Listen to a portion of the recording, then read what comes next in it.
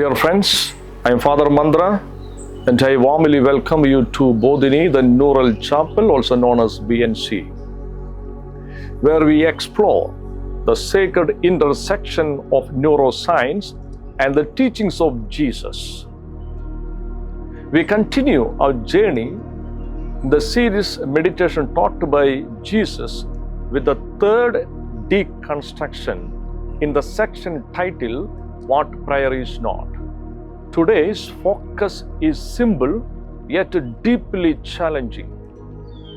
Prayer is not heaping up empty phrases. Prayer is not noise. We live in a world that constantly equates abundance with the value. Many possessions suggest success. Many words imply wisdom. Many prayers appear spiritual. Many followers signify influence. This mindset shapes not only our outer life, but also our inner life. But Jesus challenges this cultural and spiritual illusion. Do not heap up empty praises like the Gentiles do, for they think they will be heard because of their many words. Matthew chapter 6 verse 7. The Greek word bathalogeo means to babble without awareness, to speak mindlessly, without presence or intention. Jesus is not rejecting words. He is exposing our tendency to perform prayer rather than live it. Why do we speak so much? Let's ask. Why are we drawn to wordiness in prayer? Here are 7 unconscious motivations. We want to impress God or others. We feel God is distant and try to bridge the gap with words. We confuse emotional intensity with spiritual depth. Silence makes us uncomfortable. Speaking helps soothe anxiety more than deepen presence. We follow patterns we have inherited, never question. Words give us a false sense of control over divine mystery. These motives may look spiritual on the surface, but underneath, they reveal a deep fear of stillness. To understand this more deeply, we must reflect on the evolution of language. Language began as a survival tool to warn of danger, build community, and pass down wisdom and knowledge. And because of this, speaking became instinctive. We speak to fill silence. We speak to feel safe. We speak to avoid our inner world. Over time, this habit ended our relationship with God.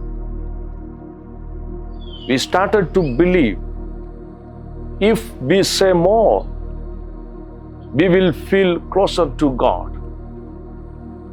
If we stop talking, we have stopped praying.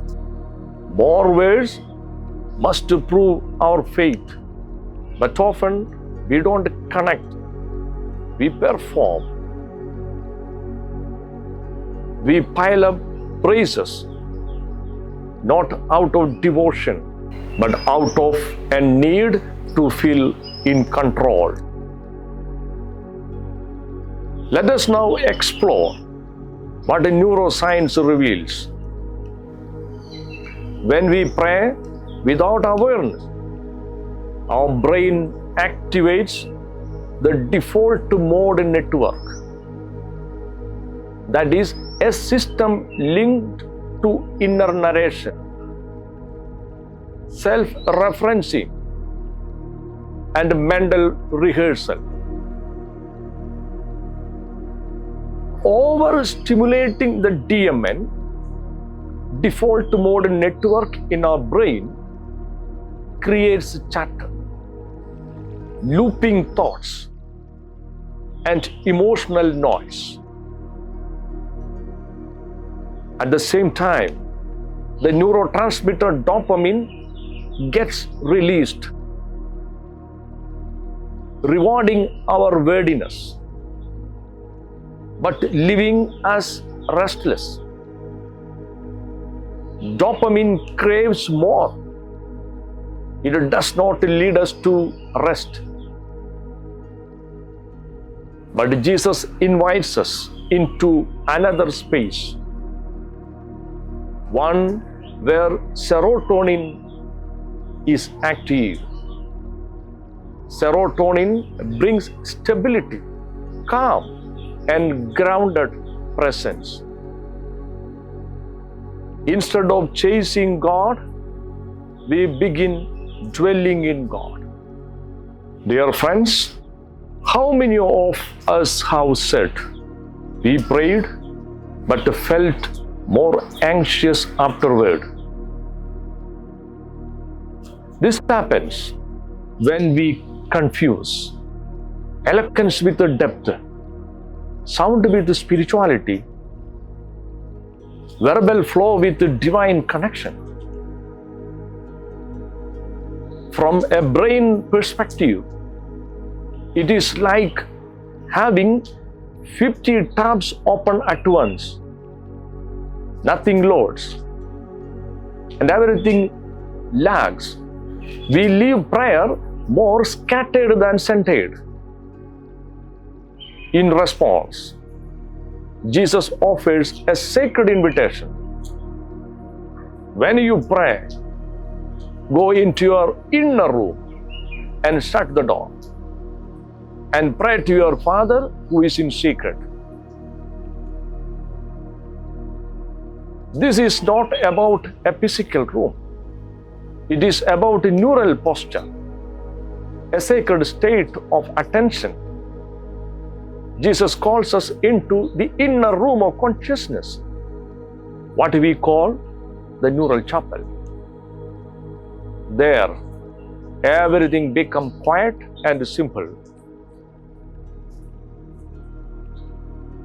One listener, one presence, one stillness. In this space, God is not a concept, but a presence. Prayer is no longer speaking, but being. Silence becomes sacred, not scary. So, how do we begin with this journey? Let's try this simple practice. Begin your prayer in silence. Let the stillness speak first. Notice the urge to explain or repeat and to pause. Choose quality over quantity. One breath, one word, one verse. Afterwards, reflect. What made us want to say more? What came alive in the silence? This is how we move to the illusion of many, to the truth of one. So, what then is prayer? Prayer is awareness.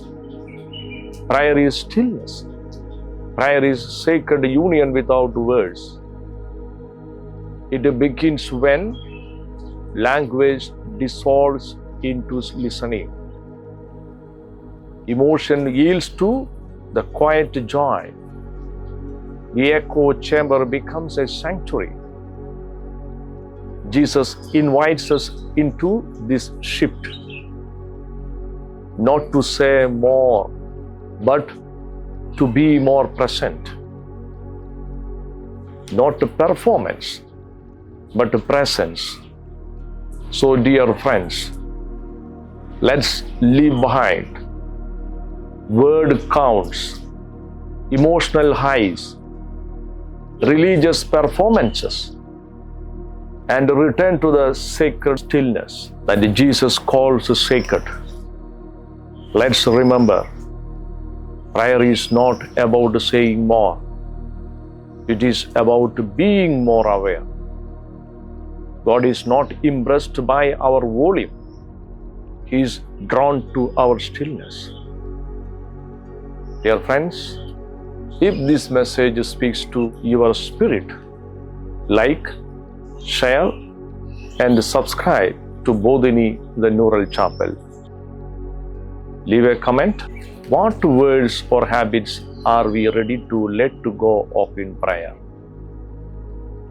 And don't miss our next teaching, Deconstruction 4. Prayer is not a moral selfie.